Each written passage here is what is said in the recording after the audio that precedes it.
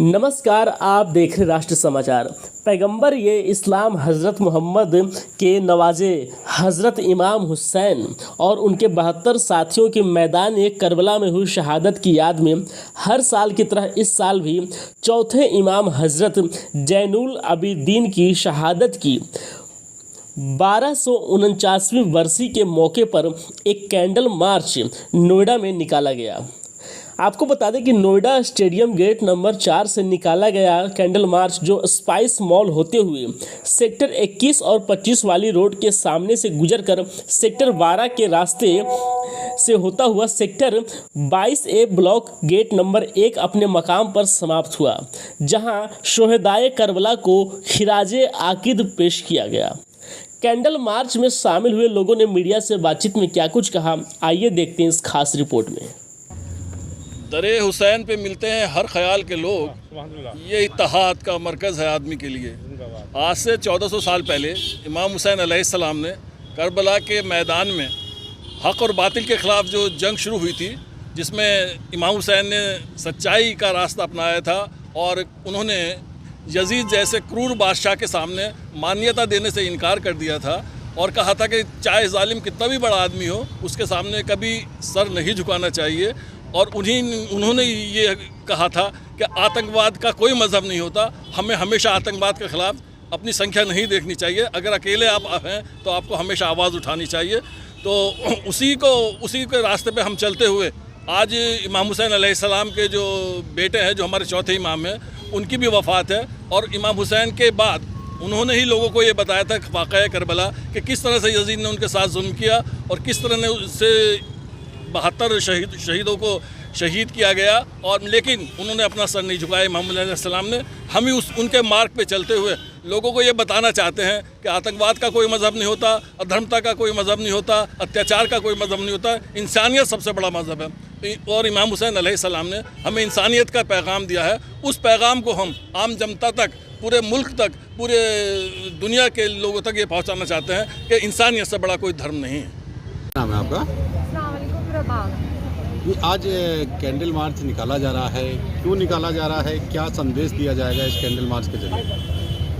जो आशूरे का दिन होता है, जो 10 मुहर्रम होता है, हम अपना रोना, हम अपना गम उसी दिन नहीं ख़त्म करते हैं, क्योंकि असल मसायब तो 10 मुहर्रम के बाद शुरू हुए थे, जब हमारी बीवियों को, बच्चों को, छोटे छोटे बच्चों को ऊँट की पुश्त पे बैठा के करबला से कूफे का सफ़र करवाया जा रहा था। हमारे चौथे इमाम सज्जाद अलैहिस्सलाम, जो बहुत बीमार थे, उनके गले में तौक थी, उनके हाथों में पैरों में बेड़ियाँ थी, उसके बावजूद उनको जलती रेत पे चलाया जा रहा था। करबला से कूफे का इतना लंबा सफ़र होता है। हमारी बीवियों के हाथ बंधे हुए थे पुश्तों पर, उनकी गोदों में बच्चे दिए गए थे। और अगर किसी का भी ज़ायरीन का जाना होता है करबला, तो करबला से कूफे तक का जो सफ़र होता है, वहाँ छोटे छोटे बच्चों की लहद होती है। वो लहद यही है कि वो बच्चे ऊँट की पुश्त से गिर जाते थे अपनी माँ की गोद से और उनकी वहीं डेथ हो जाती थी। हमारे घर में किसी एक इंसान की मौत होती है तो हमें महीनों लग जाते हैं, सालों लग जाते हैं उस चीज़ को ओवरकम करने में। हम आज ये सोच के आए हैं करबला के बारे में, जहाँ एक दिन में 72 मौतें हुई हैं। उन बीवियों ने, उन औरतों ने, उन बच्चों ने 72 जनाजे देखे हैं। तो हम अपना मॉर्निंग, अपनी जो गम है वो 10 मुहर्रम तक सिर्फ रिस्ट्रिक्ट नहीं करना चाहते हैं। हम करबला को 2 महीना 8 दिन याद करते हैं। क्या नाम है आपका? अलिशबा। आज कैंडल मार्च निकाला जा रहा है, क्यों निकाला जा रहा है, इसके पीछे क्या मान्यता है? देखिए, आज एक तो today is a very sad day, क्योंकि आज हमारे जो चौथे इमाम थे, इमाम हज़रत सज्जाद अलैहिस्सलाम, जो करबला के पूरे टाइम थे वहाँ पे, उन्होंने अपने बाप को, अपने भाइयों को, सबको शहीद होते हुए देखा, उन्होंने सब देखा।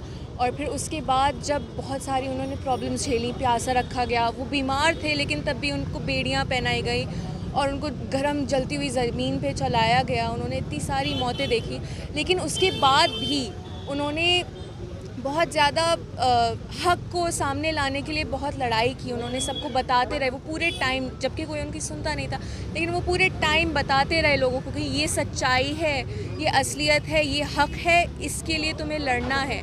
तो उन्होंने पूरे टाइम सबको बताते रहे और उन्होंने हमें ये मैसेज दिया है कि चाहे तुम्हारी कोई सुने ना सुने, लेकिन तुम्हें हक़ के लिए, तुम्हें सही चीज़ के लिए लड़ना है और कभी जालिम के सामने या बुरे इंसान के सामने झुकना नहीं है। तो उनकी आज डेथ एनिवर्सरी है, तो उनके मेमोरी में, उनके रिस्पेक्ट में हम लोग एक साइलेंट पीसफुल कैंडल विजन निकालते हैं, ताकि उनको एक तो याद रख सकें और ये भी अपना मकसद याद रखें कि हम सिर्फ मुस्लिम नहीं लेकिन हम इंसान होते वक्त हमेशा हमें सच के लिए लड़ना चाहिए। मुहर्रम के कुछ दिनों के बाद होता है और हमारे जो पैगंबर मोहम्मद हैं उनके नवासे हजरत इमाम हुसैन ने जो अपने 72 साथियों के साथ करबला के मैदान में यजीद जैसे जो हिंदू धर्म में रावण है, उसी तरह से यजीद को भी रावण माना जाता है। तो ये अच्छाई की जो जीत है वो बुराई के खिलाफ रही। उन्होंने हमेशा अत्याचार और दमन और शोषण के खिलाफ लड़ी और इस पूरे विश्व को शांति का पैगाम दिया हजरत इमाम हुसैन ने। मैं भी उनको हार्दिक अपने मन से और अपने शरीर से और अपने तन से और अपने पूरी आत्मा के साथ उनको श्रद्धांजलि प्रकट करता हूं। और मैं सब लोगों से उम्मीद करता हूं कि किसी भी अत्याचार के खिलाफ, कभी भी किसी भी दमन के खिलाफ अपना सर न झुकाएं और पूरे विश्व के लिए हमेशा शांति के अंदर सहयोग करें।